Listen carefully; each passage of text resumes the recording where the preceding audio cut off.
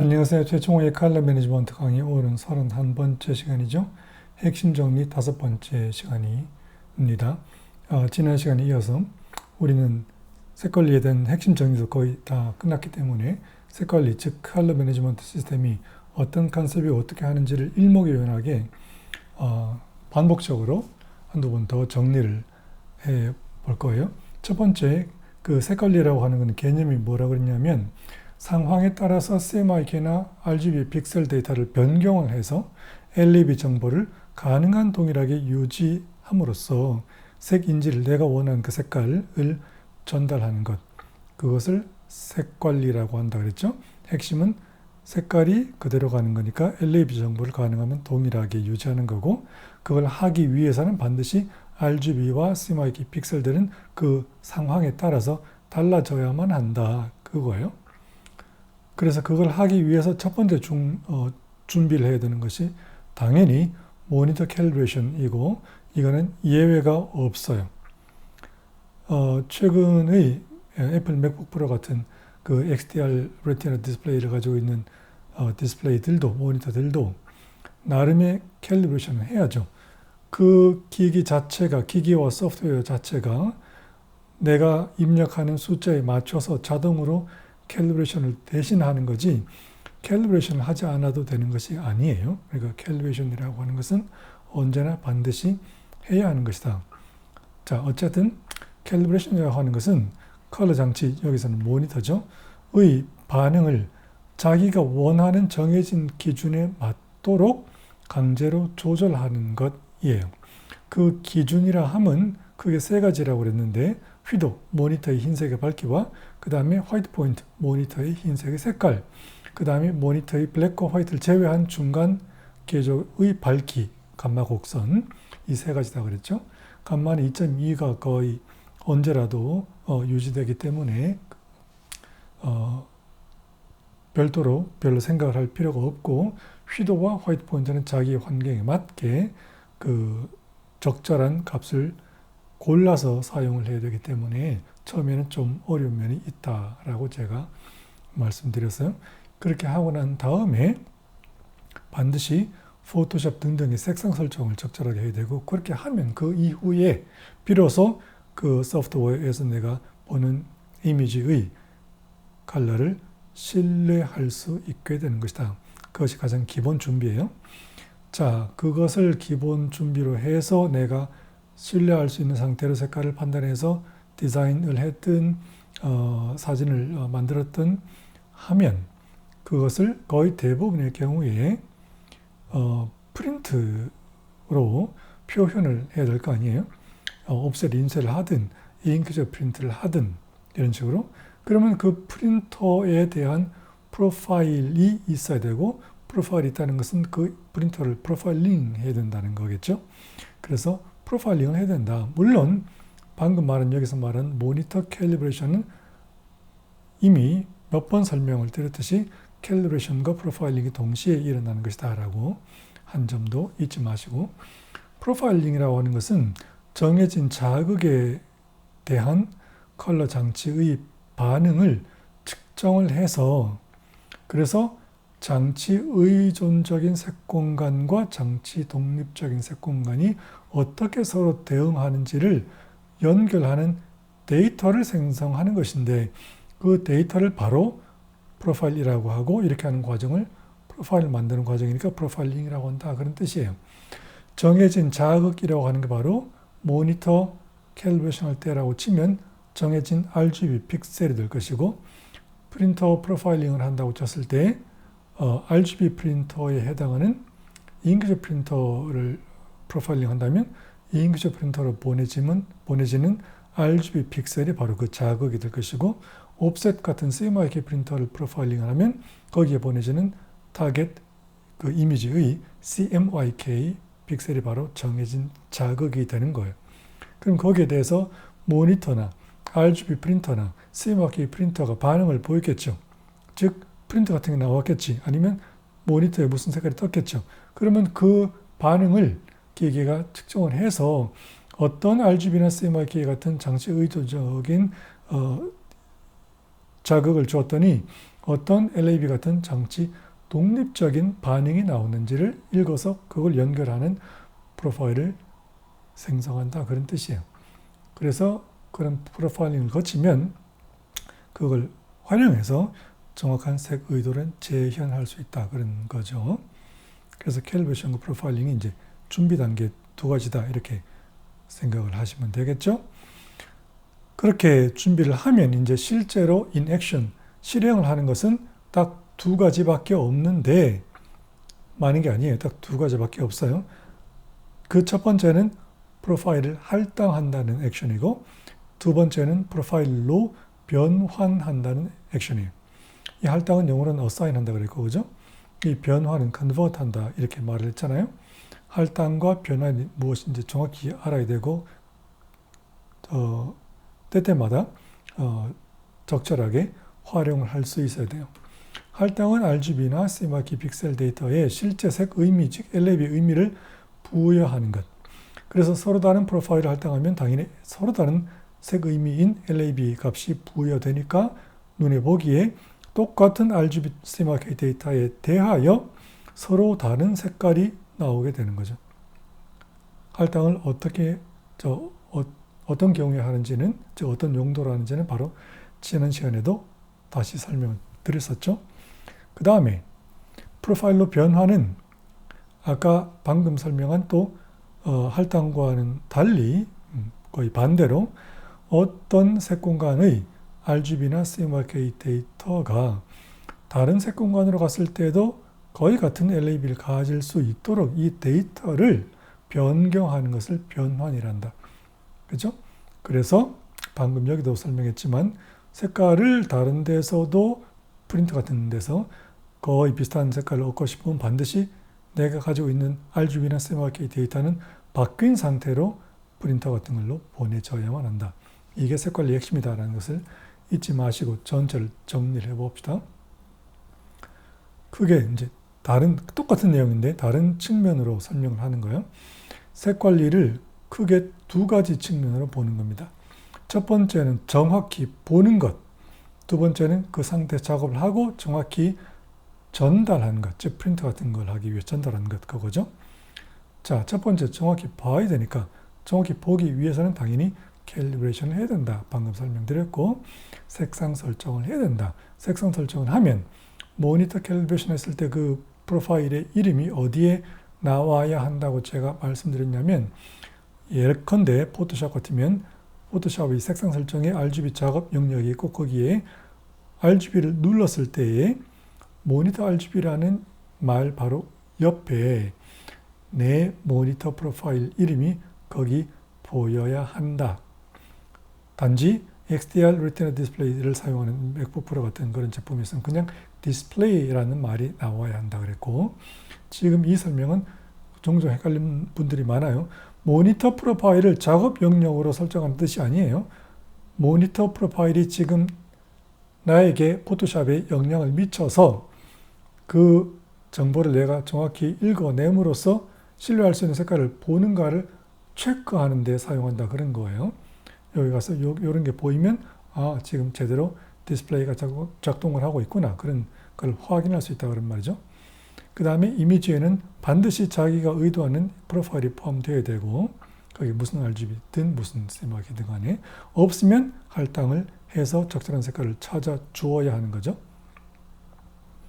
그 다음 이제 디자인을 하는 분들은 인디자인을 사용을 보통 하는데, 인디자인의 색상 설정은 조금 포토샵이나 일러스트레이터와는 조금 다른 면이 있다고 설명을 드렸었어요. 인디자인의 색상 설정은 자기가 의도하는 작업 흐름에 따라, 여기서 말하는 작업 흐름이란 말은 내가 지금 작업하는 그 작업물이 만약에 책이라고 치면 어떤 인쇄소로 보내질 거기 때문에 나는 기본적으로 어떤 CMYK를 기본으로 해서 작업을 해야 된다. 그거에 따라 작업 흐름이 달라질 수 있다는 거예요. 예를 들어 내가 어디 취직을 했는데 그 출판사는 인쇄소를 거의 한 군데에 거래하고 그 인쇄소는 코티드 그래콜 2006 상태에 거의 준하게 프린트를 하는 상태다. 그러면 코티드 그래콜 2006이라는 것을 나의 인디자인 색상 설정에서 작업 영역의 CMYK로 설정하고 거기 그 후에 새로운 다큐멘트를 열어서 디자인 작업을 시작을 해야 된다. 만약에 의도하는 그 인쇄소가 여러 군데라면 또는 한 군데라도 여러 상태로 인쇄를 한다면 코티드 그레이컬을 하나 설정해두고 또 어떤 거는 조펜칼러 2001 설정해두고 이렇게 몇 가지의 색상 설정을 미리 프리셋으로 정해둔 다음에 내가 이번 작업은 조펜칼러 2001 코티드가 거의 맞는 상태의 인쇄소로 보내서 작업할 거다. 그러면 새로운 그 작업을 시작할 때 다큐멘트를 만들 때 그때에 조펜칼러 2001 코티드가 CMYK 작업 영역으로 설정되어 있는 프리셋을 고른 다음 다큐멘트를 생성해서 작업을 시작을 하는 거다. 그런 의미죠. 책에 설명이 또 있으니까 자세히 읽어보세요. 자, 이렇게 정확히 보면서 작업을 해야 될 것이고 그 다음에 정확히 내가 작업한 것이 다른 데서도 나와야 된다. 책으로 아니면 잉크젯 프린터로 등등 이렇게 하기 위해서는 다른 색 공간에서도 같은 색을 얻으려면 당연히 변환을 해야 한다 그랬습니다. 변환을 하면 그 변환은 특정 목적지로 변환된 거예요. 그게 뭐 특정한 그 앱슨 프린터의 특정 용지이든 아니면 특정 옵셋 그 CMYK 프로파일이든 그렇게 특정 목적지로 변환된 이미지는 그 상태에서 더 이상은 픽셀의 변화가 없이 그 목적지까지 그대로 전달이 되어야 하는 것이다. 인디자인에서 프로파일이 없는 RGB나 CMYK 이미지를 가져와서 작업할 수 있죠. 작업할 수 있는데 작업을 할 때는 내가 지금 가져오게 하는 RGB나 CMYK 이미지에 프로파일이 있는지 없는지는 아는 상태에서 항상 그런 인식이 되는 상태에서 작업을 해야 되는 거예요. 어쨌든 그런 경우에 프로파일이 없는 RGB나 CMYK 사진을 넣었다 그래 봅시다. 그러면 그 RGB, CMYK 사진에는 프로파일이 없다 그랬으니까 색깔이 없다는 뜻이죠. 여러 차례 제가 설명을 드렸죠. 그러면 그 색깔이 없다는 이미지는 무조건 무슨 색깔로 보이기는 할 터인데 그러면 무슨 색깔로 도대체 보이는 거냐? 무슨 색깔로 보이는가 하면 인디자인이 색상 설정에 작업 영역에 내가 RGB는 무슨 프로파일로 CMYK는 무슨 프로파일로 기본으로 해석을 해달라고 설정한 그 프로파일의 색상을 바탕으로 나에게 색깔을 보여주는 거예요. 프로파일이 없으면 당연히 색깔은 원래 안 보이는 거예요. 프로파일이 이렇게 기본을 물려받은 게 있기 때문에 그 색상 해석으로 색깔이 보이는 거다. 그런 뜻이죠. 그 다음 프루핑 프린트, 즉 교정용지, 교정 프린트를 만드는 것은 교정집이라는 데 가서 만들 수도 있으나 그 교정집이 정말 정확한 프린트를 하는지는 확인을 할 수 있어야 되고 어떻게 하는지는 이미 다 설명을 했으니까 찾아보시고 책과 동영상을 찾아보시고 어쨌든 다시 정리하면 교정집에 가지 않더라도 충분히 좋은 품질의 잉크젯 프린터, 그 중에 안료 잉크를 사용하는, 즉 피그먼트 잉크를 사용하는 앱슨 프린터 같은 거를 가지고 있다면 자기가 직접 프로핑 프린트를 만드는 것이 훨씬 좋다. 훨씬 정확하게 프린트할 수 있다. 어떻게 하는가? 주요 색상에 그 페이지 수백 페이지를 다 프린트하려면 돈도 많이 들고 시간 많이 드니까 주요 색상의 CMYK 이미지를 골라서 그 잉크젯 프린터 프로파일로 변환을 하되 이때는 절대 색도계로 변환해서 프린트를 하면 그게 바로 교정지가 되는 거예요. 프루핑 프린트. 여기 프루프라는 건 뜻이 뭡니까? 증거란 뜻이니까 이 이미지는 요 색깔로 나와야 한다라는 뜻이에요. 그런 증거로서 그 프린트를 들고 인쇄소에 가서 기장에게 이 색깔이니까 가능한 최대한 맞춰달라 이렇게 요구를 하는 거예요. 프루핑 프린트를 가져가는 건 매우 효과적인 일이에요. 그 다음 아직 설명을 이제 핵심 정리해서는 안 했고 오늘 설명을 할 것이지만 인디자인에서 작업을 하는 디자이너들은 그 작업 결과물을 보통 PDF로 내보내기 해서 만드는데 PDF를 내보낼 때 색 관리를 어떻게 하는가를 알아야 된다. 그렇게 설명을 드렸죠. 그게 세 가지 워크플로우, 즉 작업 흐름이 있는데 그 세 가지는 바로 다음에서 또 제가 설명드리겠지만, 첫 번째는 무엇인가? 모든 내부 객체, 외부 객체, 즉 인디자인 안에서 만드는 거, 가지고 들어오는 거 전부 다 인디자인의 색상 설정, CMYK 작업 영역으로 선택한 프로파일로 작업을 하고, 그 프로파일이 곧 또한 최종 목적지인 경우, 즉 예를 들어 봅시다. 내가 이번에 작업하는 것은 인디자인에서 조펜칼라 2001 코티드라는 프로파일을 색상 설정해서 작업 영역으로 설정하고 어떤 파일을 생성한 다음에 작업을 시작했고, 그 다음에 그 결과물은 당연히 조펜칼라 2001 코티드라는 상태에 거의 맞게 프린트하는 인쇄소로 보내질 것이다. 그래서 모든 거기에 들어가는 사진을 전부 다 이미 조펜칼라 2001 코티드라는 프로파일로 변환된 상태의 CMYK를 갖다 얹었다. 그리고 인디자인 내부에서 내가 사용한 여러 가지 도형 등등의 그 내부 객체 색깔들은 당연히 조펜칼라 2001 코티드라는 것을 작업 영역에 내가 설정한 상태에서 만든 문서에 지금 작업을 하고 있으니까 당연히 그 색깔로 보이는 상태로 내가 결정을 한 거죠. 그렇다면 이미 모든 것이 인디자인 내부에 있는 모든 상태가 그 조펜칼라 2001 코티드라는 상태에 딱 맞게 된 거예요. 그러면 이미 색 관리를 한 상태이기 때문에 더 이상의 색 관리는 당연히 필요 없죠. 따라서 그 파일을 그 PDF로 내보낼 때는 아무런 색 관리를 할 필요 없이 그냥 변환 없음으로 내보내면 모든 그 요소들이 조펜칼라 2001 CMYK 상태로 나가게 되는 거고, 그 PDF를 인쇄소에 보내는 거예요. 알겠죠? 그러니까 모든 것을 나의 의도에 맞는 CMYK로 전부 다 미리 준비해서 올리고, 내 그 색깔을 보고 작업했고, 최종 목적지도 당연히 거기다. 그러면은 PDF 내보내기에서는 아무런 변환이 없는 상태로 그냥 쑥 가는 거다. 그 다음 두 번째는 여러 가지 프로파일을 가진 외부 요소를 가지고 와서 작업을 했어요. RGB도 있고 CMYK도 있고, RGB도 여러 RGB, CMYK도 여러 CMYK가 있어요. 그 프로파일, 그 이미지들은 프로파일을 다 가지고 있긴 해요. 그러면 당연히 그 프로파일들을 가진 외부 객체들을 인디자인에 가지고 들어왔을 때는 인디자인은 그 외부 객체들의 각각의 프로파일을 읽어서 나에게 색깔을 정확히 보여주는 상태죠. 그렇게 작업을 했고, 인디자인 내부에서 어떤 또 도형 같은 걸 내가 만들었겠죠. 자, 이럴 때에 이게 이제 일반적인 경우죠. 원하는 게 무엇인가 하면, 첫 번째, 내가 인디자인에서 갖다 놓은 여러 가지 도형들 또는 색깔을 가지고 있는 여러 가지 그 서체들, 타입들은 픽셀 값이 달라지지 않기를 원해요. 픽셀 값이 달라지지 않는 것은 색깔은 조금 달라질 수 있다는 거예요. 어쨌든 픽셀 값을 그대로 유지하고 싶다. 그런 경우 있겠지.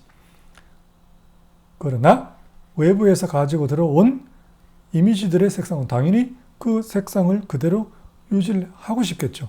그런 상태에서는 어떻게 처리하는가?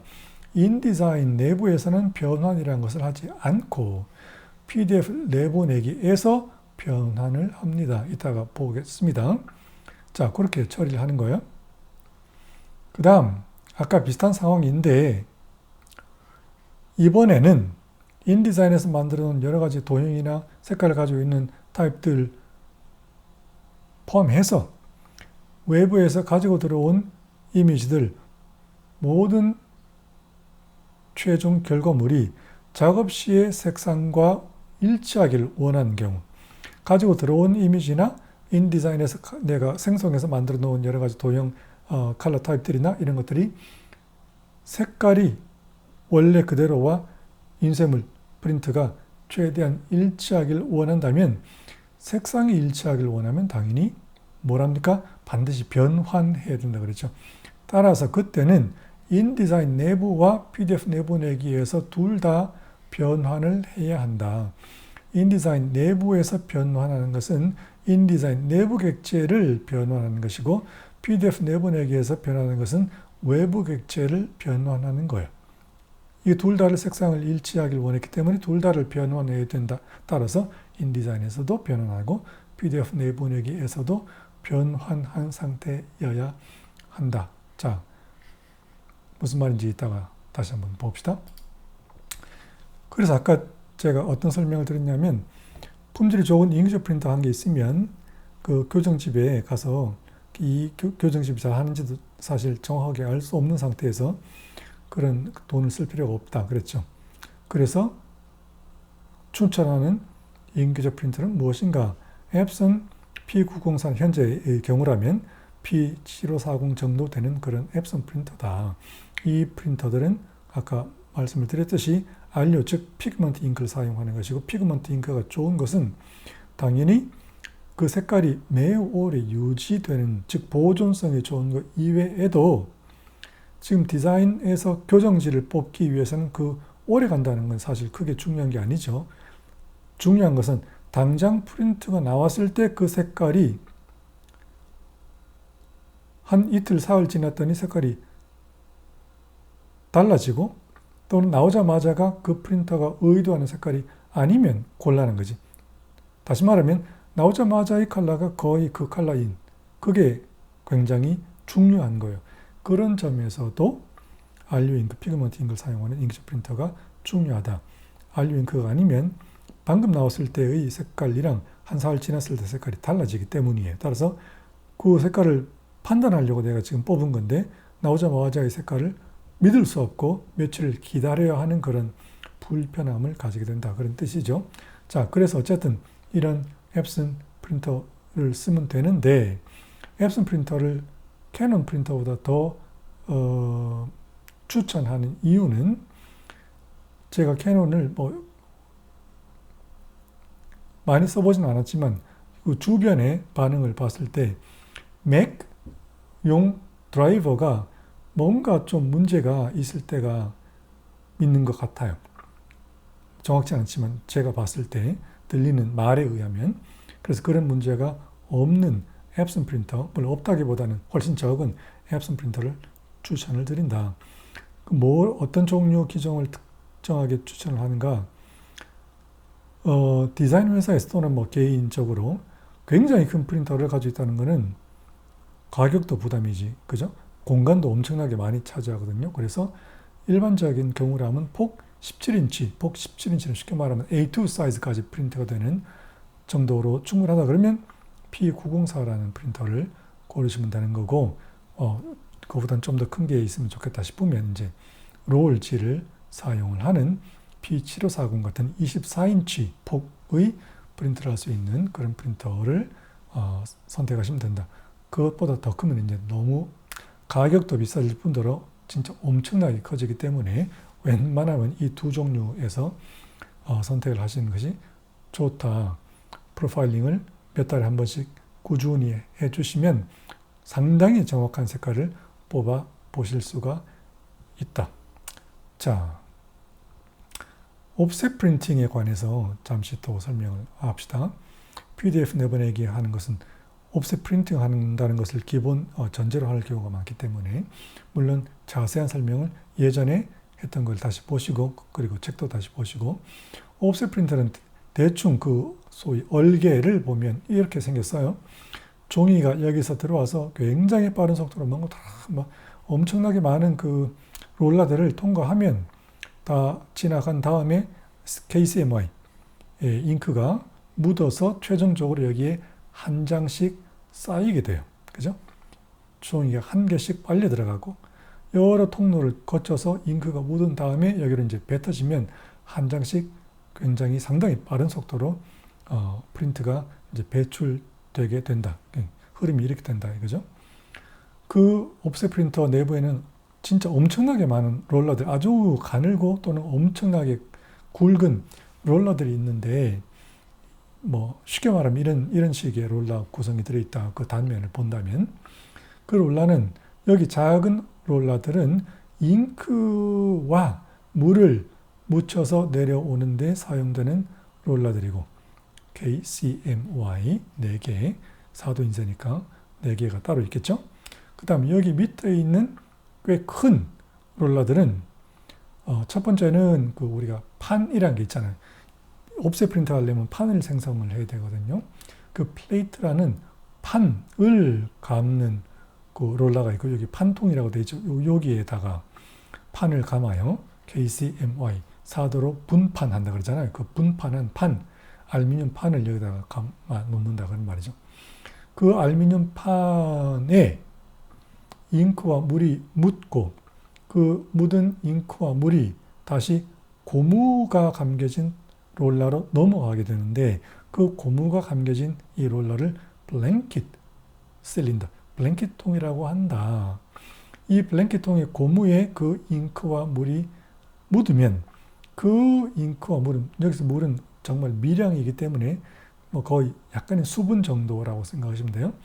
그 잉크와 물이 드디어 여기서 물려 들어온 이렇게 꾸불꾸불하게 지나가고 있는 그 종이에 옮겨 붙어서 진행하게 되고 그것이 나중에 이렇게 뱉어진다 그런 뜻이죠. 그런 식으로 옵셋 프린트가 이루어진다.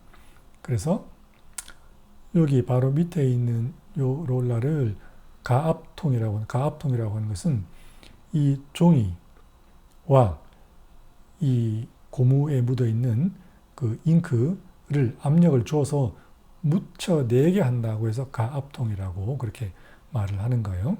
그리고 이 제일 큰 건 이제 그야말로 트랜스포트 이렇게 지나가게 만드는 연결통이다 그런 말이겠죠. 이런 식으로 이제 인쇄가 진행이 되는데, 그런데 그 옵셋 인쇄에서 여러 가지 요인이 컬러에 영향을 미치지만 정말 눈에 띄게 색깔에 금방 영향을 미치는 주요 요인이 세 가지가 있다라고 제가 말씀을 드렸어요. 첫 번째는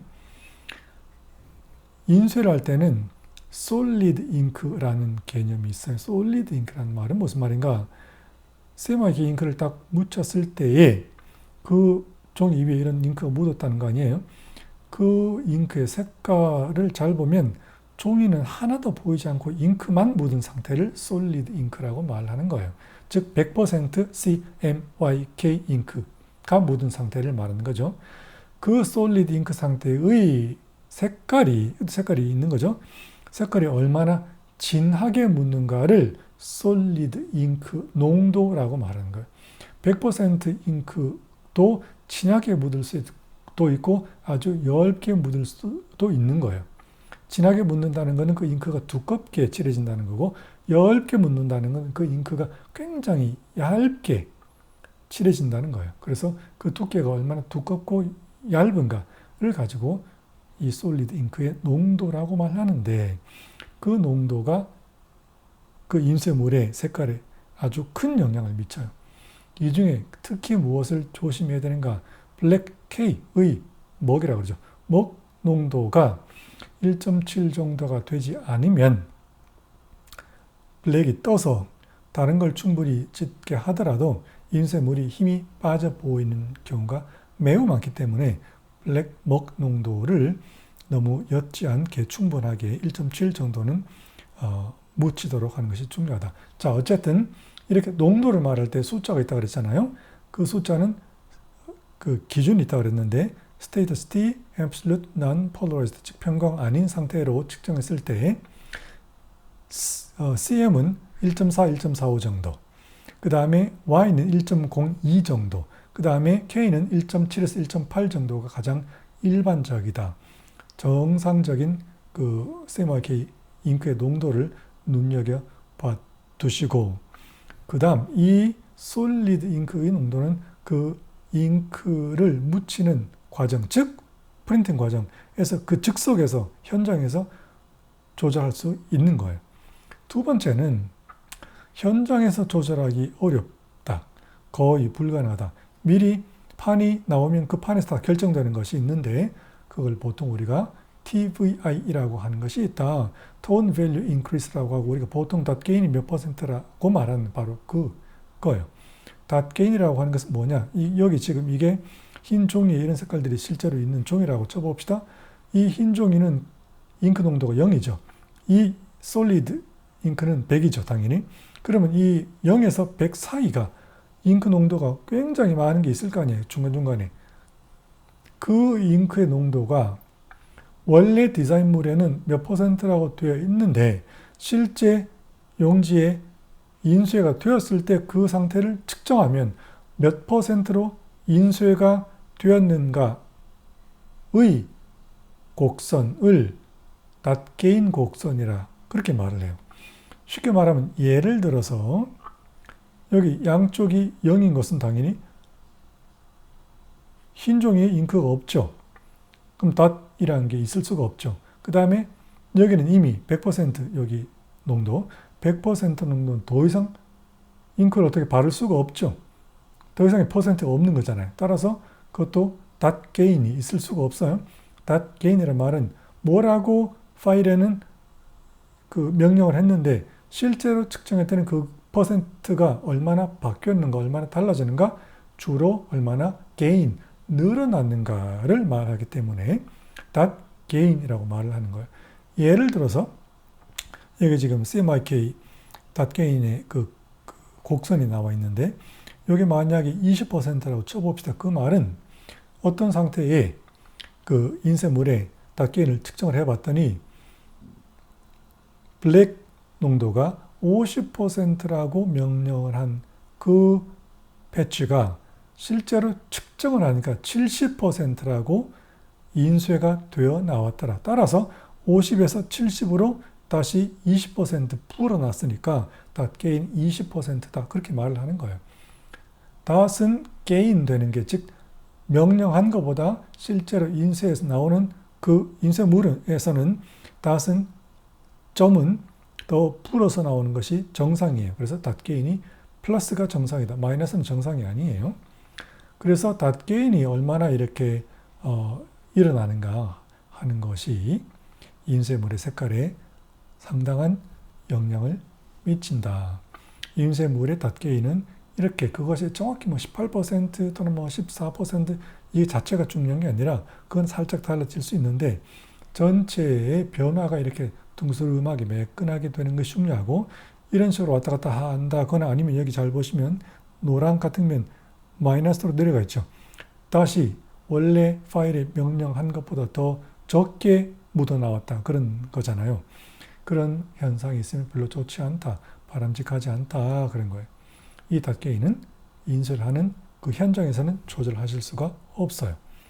그 다음 세 번째 인쇄할 때의 색깔에 아주 뚜렷하게 영향을 미치는 요인은 CMYK에서 K 자체는 우리가 색깔로 색깔은 색깔이지만 튀지 않죠.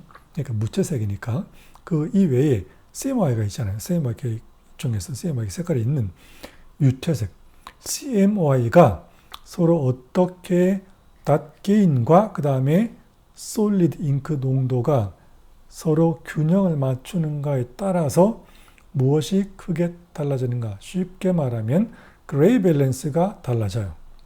전체 그 이미지의 그레이 밸런스가 달라지는 것은 바로 이 사이언, 머젠타, 옐로우 잉크의 서로 간의 균형이다. 그것이 바뀌면 그레이 밸런스가 달라진다. 그래서 그레이 밸런스 또한 K50과 그 인쇄를 할 때 K만 50을 썼을 때와 CMY만 써서 50, 40, 40을 섞어서 반드시 같아야 한다는 그런 법칙은 없으나 예컨대 이런 것처럼 제가 만약에 인쇄소를 경영한다면 우리 인쇄소는 K50%짜리하고 CMY만 섞었을 때 50, 40, 40을 섞은 패치가 그레이 밸런스가 같게 만들겠다라는 그런 나름의 규정을, 기준을 가지고 있고 그 기준에 맞추는 것이 중요하다. 그래서 CMY 몇 %짜리가 우리는 K 뭐하고 거의 같게 하려는 그 타겟 기준을 가지고 있다라고 하는 것이 매우 중요하고 그 기준에 맞게 기계를 정렬시키는 것이 중요하다. 이렇게 세 가지가 옵셋 인쇄에서 가장 뚜렷하게 색깔에 영향을 미치는 거예요. 현장에서 조절하는 것은 요거와 요거고 현장에서 조절할 수 없는 것은 이거다. 이건 언제 조절되는가? 바로 CTP 판을 뽑을 때 이미 거의 결정이 나는 상태다.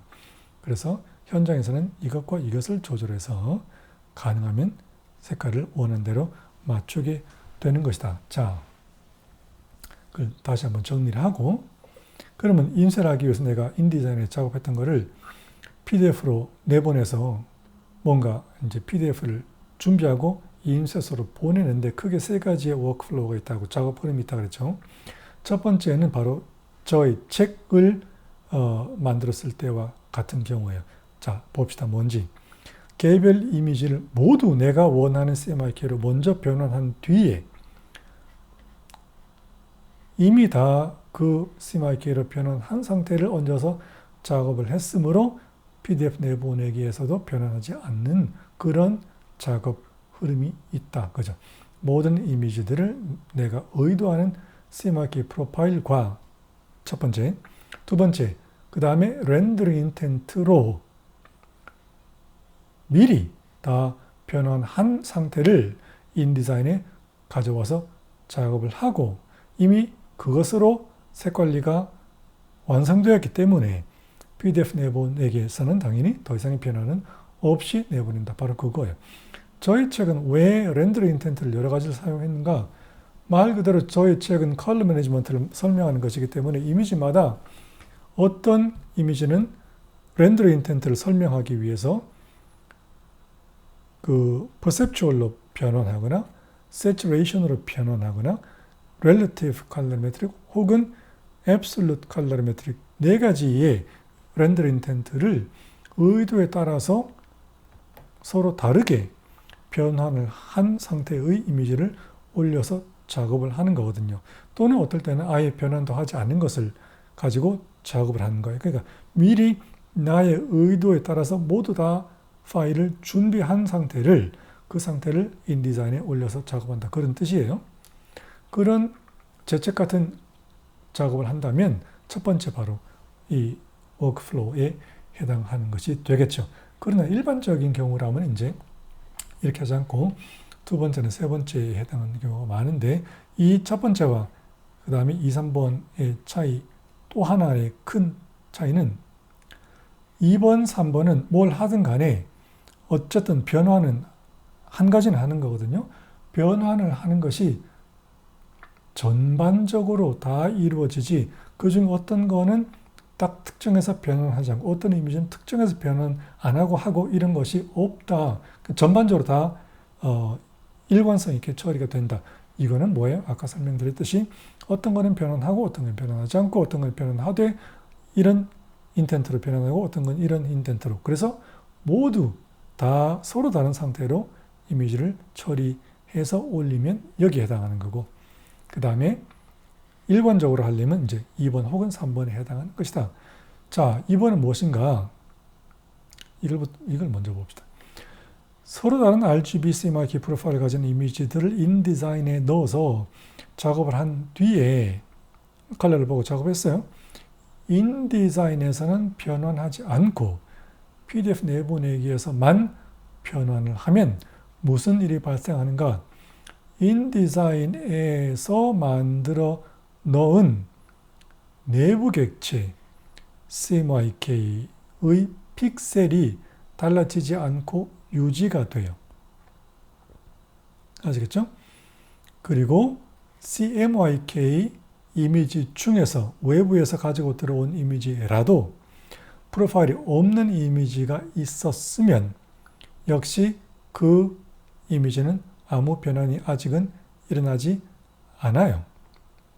아시겠죠? 그러니까 인디자인 안에서 만들어 놓은 거에 대해서 아무런 변화가 없는 상태로 되고 그 다음에 PDF 내보내기에서만 변환을 하면 그 인디자인 내부 객체들은 CMYK가 그대로 유지가 되지만 가지고 들어온 여러 가지 이미지들의 색상은 PDF로 나갈 때 CMYK가 변화됨으로써 색상은 유지가 되는 거예요. 즉 색깔이 일치한다. 컬러 매칭이 된다. 그런 말이죠.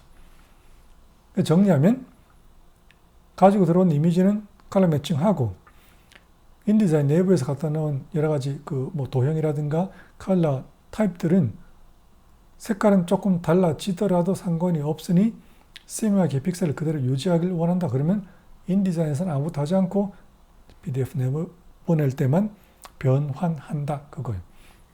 그 2번이에요. 그 3번은 뭐냐? 인디자인에서 같은 상황인데 인디자인에서도 변환하고 PDF 내보내기에서도 변환해요. 그러면 모든 요소들이 다 변환이 돼요. 변환이 된다는 건 뭐예요? CMYK 픽셀이 달라지고 색깔이 유지된다. 즉 컬러 매칭이 된다. 그런 말이죠. 이미지를 가지고 들어왔을 때 그것이 컬러 매칭이 되길 원하는 것은 너무나 쉽게 이해할 수 있는데 왜 어떨 때는 인디자인에서 만들어놓은 도형 같은 것들에 색깔이 유지되게 하는 경우도 있고 색깔은 좀 달라져도 좋으니까 2번처럼 CMYK 픽셀이 유지되길 원하는 경우가 있냐? 어떤 경우인가 하면 인디자인에서 내가 만들어 놓은 여러 가지 그라데이션이라든가 도형이라든가 이런 것들은 색깔 조금 달라지는 건 전혀 중요치 않고 내가 만들어 놓은 그 픽셀 그대로를 유지하는 것이 가장 급선무다. 예컨대 내가 옐로우 100을 넣었어요. 만약에 PDF를 내보낼 때 인디자인에서도 변환하고 PDF에서도 변환하면 그 옐로우 100이 아닌 CMYK로 바뀌잖아요. 그러면 잘 보면 Y 100%가 아닌 다른 잉크가 섞여 있는 게 눈에 띄어서 그것이 나의 의도와 맞지 않게 보기가 안 좋다. 그러면 Y의 색깔이 아주 조금 달라지는 건 아무 문제가 없고 Y 픽셀이 유지되는 것을 원할 거예요. 그럴 때는 2번을 하시고 픽셀은 당연히 달라져야 되는 거고 색깔이 거의 똑같아야 돼. 뭐든지 간에. 그러면 3번의 워크플로우를 선택을 하시는 거다. 아시겠죠? 자, 이렇게 크게 세 가지 워크플로우가 있는데 제가 인디자인에 들어가서 설명을 해드릴게요. 인디자인에서 제가 지금 어떤 이미지를 테스트 이미지죠. 만들었어요. 텍스트가 있고 그 다음에 인디자인에서 만들어 놓은 도형이 있고 그 다음에 가지고 들어온 임포트한 플레이스한 외부 객체가 있고 그죠? 자, 인디자인에서 만든 타입들은 크게 두 개로 갈리는데 여기서 왼쪽은 다 K로만 되어 있는 거예요. K. 여기에 보시면 자 K100이죠. 그 다음에 여기 K50이죠. K 텍스트 K죠. 텍스트 K 150으로 되어 있는 거예요. 여기 오른쪽에 타입들은 이것은 CMYK 색깔이 보통처럼 사용되는 컬러 오브젝트들이에요. 딱 보다시피 이거는 마젠타 100일 것 같고 이거는 옐로우 100일 것 같고 그죠? 이거는 그린이니까 사이엔 옐로우가 100이고 이거는 블루니까 사이엔 마젠타가 100이고 그 다음에 이거는 뭐냐? CMY만 50을 섞은 거예요. 여기 T는 똑같이 보이긴 하겠지만 이 T는 여기 앞에 있는 거고 다른 것은 일반적인 CMYK가 섞인 거고 CMYK를 100씩 섞은 거예요. 즉 400%를 섞은 거다 그런 말이죠. 그 다음에 이거는 일반적인 그 인디자인에서 만들어 놓은 도형들이고 여기는 외부에서 가지고 온 이미지인데 제가 다 구분을 해 놨잖아요. RGB 이미지가 석 장이 있어요. 하나, 둘, 세 개. CMYK 이미지가 하나, 둘, 석 장이 있어요. 그 RGB와 CMYK 이미지들 석 장씩 중에서 두 장씩은 프로파일이 붙어 있는 거예요. sRGB 프로파일이 붙어 있는 것, 그 다음에 P3 프로파일이 붙어 있는 것, 그 다음에 조펜칼라 2001 고티드가 붙어 있는 것, 그 다음에 토요 칼라이도 버전 5가 붙어 있는 것, 이렇게 CMYK든 RGB든 모두 프로파일이 붙어 있고 이 이미지들은 이미지 P3를 이렇게 변환하고 여기서 또 이렇게 변환하고 여기서 또 이렇게 변환했기 때문에 당연히 색깔은 다 똑같죠. 일치하죠. 맞죠? 왜 일치한지 이해하셔야 돼요. 이때까지 그걸 모르면 지금까지 배운 게 다 완전 헛수고니까. 그 다음에 나머지 두 개 이미지, 한 개는 RGB, 한 개는 CMYK인데 이거는 어떤 이미지인가? 제가 no 프로파일 그랬잖아요. 이 두 개의 이미지는 프로파일이 없어요. 프로파일이 없기는 한데 이거 어떻게 만든 거냐? 이 P3 이미지를 어도비 RGB로 변환한 이미지를 프로파일을 포함시키지 않고 저장한 다음에 그 이미지를 여기다가 가져오게 한 거예요. 그 다음 이 그래콜이라고 하는 것은 역시 P3 RGB를 그래콜 CMYK로 변환한 이미지를 프로파일 포함시키지 않고 저장한 이미지를 여기에 가져오게 한 거예요. 자, 여기를 잘 보세요. 근데 6장의 이미지가 색깔이 다 거의 똑같죠?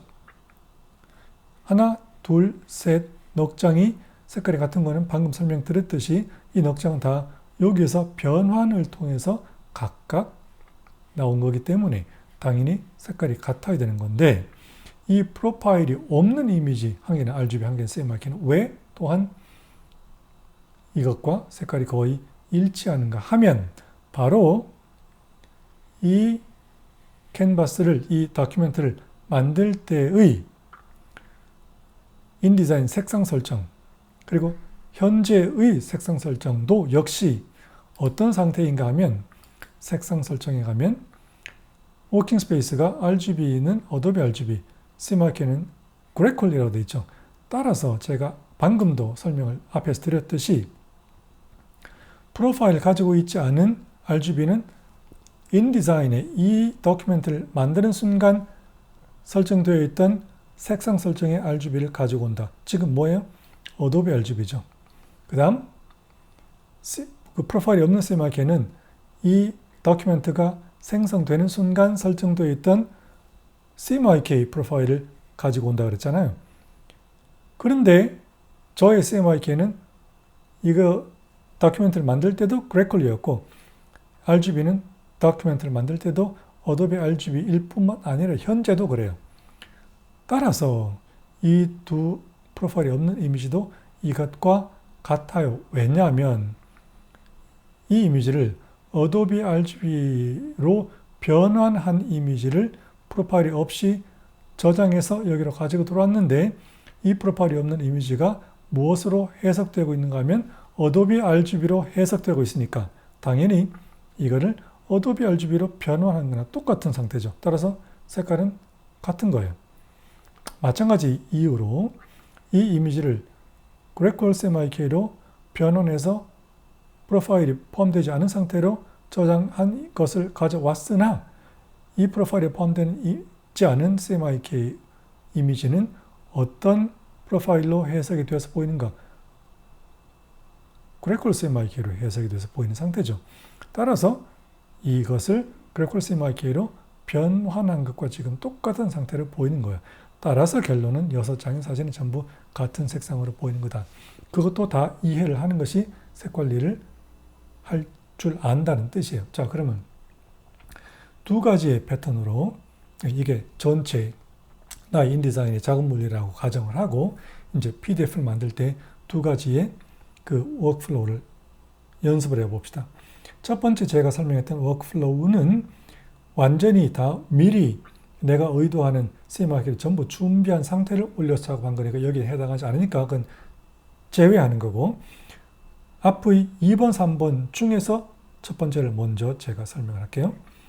내가 인디자인에서 만들어 놓은 게 이놈이에요. 그죠? 여기에 대해서는 내가 아까 봤던 그 픽셀들, 그게 뭐 K든 뭐든 간에 그 픽셀 그대로 유지하고 어디로 가든 색깔은 조금 바뀌어도 상관이 없어. 그럴 때 플러스 동시에 이 이미지들은 지금 내가 여기서 보고 있는 이미지로 다 당연히 색깔이 그대로 유지가 돼야지 라는 경우에 어떻게 하는가 이 말이에요. 그럼 봅시다. 예를 들어서 제가 책을 인쇄한 그 인쇄소로 보낸다고 가정을 해볼게요. 그러면 어떻게 PDF를 만드는가? 인디자인에서는 변환하지 않고 PDF로 먼저 가는 거예요. 예컨대 CMYK 인쇄를 할 때 가장 기본이 되는 PDF는 PDF X1A 2001이에요. 왜냐하면 여기는 CMYK 파일만 담을 수 있기 때문에 소위 안전빵에 해당하기 때문에 많이 사용을 하는 거예요. 자, 이거를 제가 뭐라고 이름을 붙이고 저장을 할 것인가. 인디자인에서는 no, 아무것도 안 했어요. 그죠?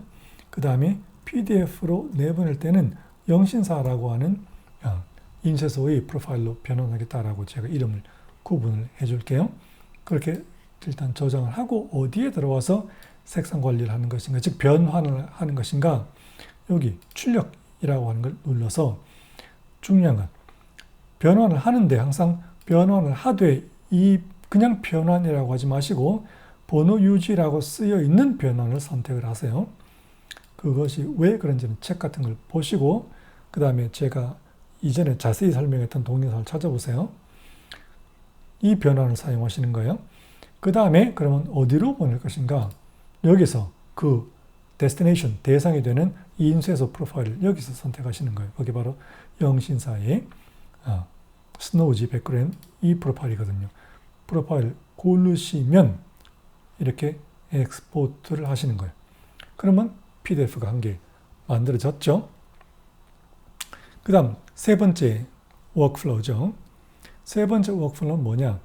여기에서 만들어 놓은 것도 픽셀이 달라질지언정 내가 지금 모니터에서 보고 있는 색깔하고 가능한 정확하게 일치해야 되고 당연히 이것도 일치해야 돼. 색상이 컬러 매칭이 돼야 돼 라고 한다면 그 경우에는 어떻게 하는가?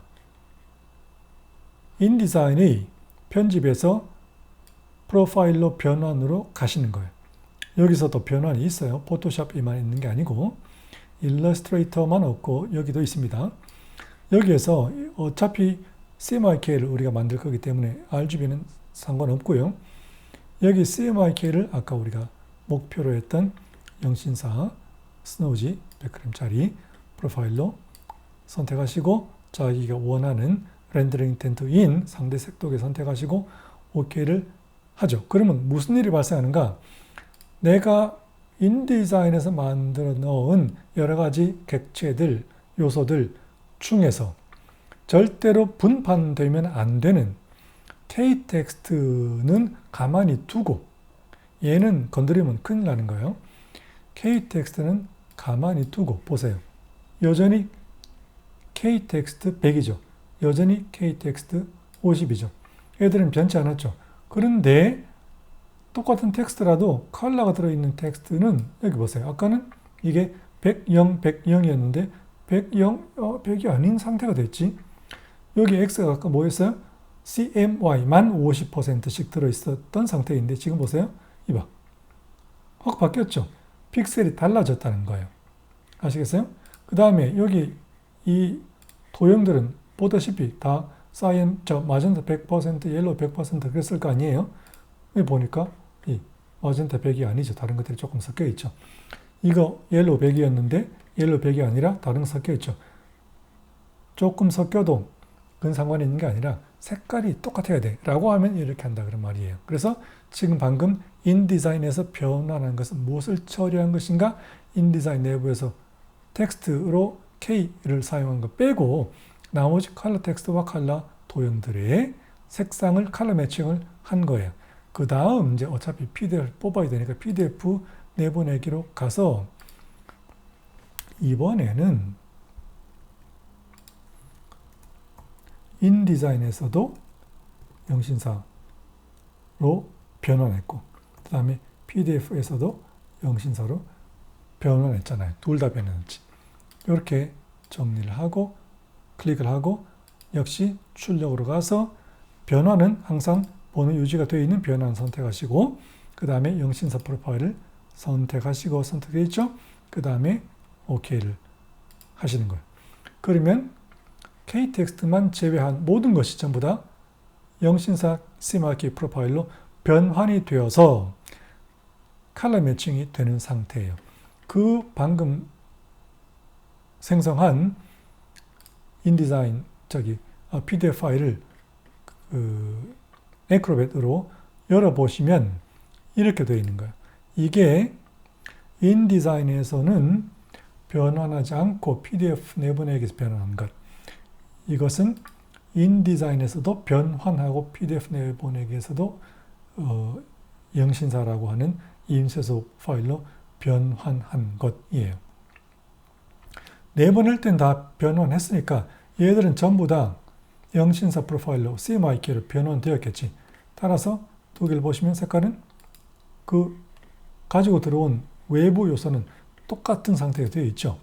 그런데 내부 객체들은 어떻게 되어 있는가 보세요. 첫 번째 확인할 것. 확인은 어떻게 하시는가? CMYK가 무엇으로 남아있는지 봅시다. 여기는 KTX였기 때문에 KTX는 보존을 해야 되는 의무가 있죠. 이거 분판되면 안 되는 거 알죠? K50이었고 여기를 보시면 돼요. K50이죠. 이 K100이죠. 여기는 인디자인에서 변환을 아예 안 했기 때문에 당연히 여기 K100이고 여기 K50이죠. 그건 당연한 거죠. 그런데 여기를 보세요. 인디자인에서 변환하지 않은 거는 여기의 CMYK가 사이언 100, 마젠타 100, 옐로우 100 전부 다 똑같이 남아있는 반면에 인디자인에서도 변환한 것은 보다시피 여기를 보세요. 더 이상 사이언 100이 아니죠. 더 이상 마젠타 100이 아니에요. 그죠? 여기도 더 이상 CMY50이 아니에요. 맞죠? 이렇게 변환이 되어 있는 상태다. 즉 픽셀이 달라졌다 그런 말이에요. 그러나 이 픽셀 달라진 상태를 영신사의 그 프로파일이 그대로 영향을 미치도록 정확하게 프린트하면 내가 원래 인디자인에서 보았던 그 색상하고 거의 정확하게 매칭이 된다 그런 말이죠. 자, 그래서 인디자인과 PDF 내보낼 때 각각 변환을 하고 하지 않는 것에 어떤 일이 생기는지 어떨 때 그렇게 하는지 우리가 알아봤어요. PDF를 내보내기를 하면 생성된 PDF가 어떤 상태인지 확인을 할 필요 있는데 그 자세한 확인은 당연히 또 예전에 그 설명을 다시 보시고 여기서 간략히 설명하시면 예컨대 이 두 가지 모두 다 우리가 인쇄를 하기 위해서 모든 요소를 다 CMYK로 변환한 PDF이기 때문에 어떤 걸 변환을 했든 어떤 걸 안 했든 간에 여기는 절대 RGB 같은 요소가 담겨 있으면 안 되죠. 인쇄용 CMYK PDF를 만들 때에 가장 중요한 체크 포인트 첫 번째가 내가 원하는 CMYK 아닌 것이 담겨 있는가. 별색이어야 하는 것은 별색으로 남아있고 CMYK이어야 하는 것은 CMYK 남아있고 RGB는 절대로 없는 상태. 그런 게 되어야겠죠. 그래서 그런 거를 볼 때에는 여기에서 뭘 보여달라고 했을 때 예컨대 RGB를 선택했을 때 어떤 게 한 개라도 보인다 그러면 그건 잘못된 에러가 난 거예요. 그죠? 그래서 RGB를 선택해서 모든 페이지를 다 처음부터 끝까지 확인하시고 RGB가 없도록 체크를 하시는 거예요. 그 다음에 CMYK도 프로파일이 있는 CMYK가 있고 프로파일이 없는 CMYK가 있어요. 지금은 프로파일이 없는 상태로 PDF를 만들었기 때문에 그 프로파일이 없는 상태의 CMYK를 Device CMYK라 그렇게 말을 해요. Device CMYK는 지금 모든 게 다 Device CMYK죠. 프로파일이 붙어있는 CMYK는 지금 하나도 없기 때문에 그거를 선택하면 전혀 아무것도 보이지 않아야 되죠. 그러니까 여러 가지 상태로 자기가 의도하는 상태가 되었는지를 확인을 반드시 하는 것이 중요하다. 그걸 어디서 하는가? 바로 프린트 프로덕션이라고 하는 인쇄물 제작인가? 그렇게 우리말로 되어 있을 거예요. 거기에 출력물 미리 보기라고 하는 게 있어요. 이거 기능이 매우 중요하니까 이걸 적절하게 활용하는 것을 아주 잘 할 수 있어야 된다. 자세한 내용은 책과 지난 동영상에 확인을 하세요. 자, 그래서 이런 식으로 PDF를 내보낼 때 색깔 관리를 하는 것이다. 크게 세 가지의 워크플로우가 있었다 하는 것을 반복적으로 보시고 연습을 해보시고 자기의 상황을 판단하고 그 세 개 중에 무엇인지 주로 2번, 3번이겠죠. 그 처리하는 워크플로우, 즉 작업 흐름을 익혀두는 것이 필요하다. 자, 그럼 오늘 여기까지만 합시다.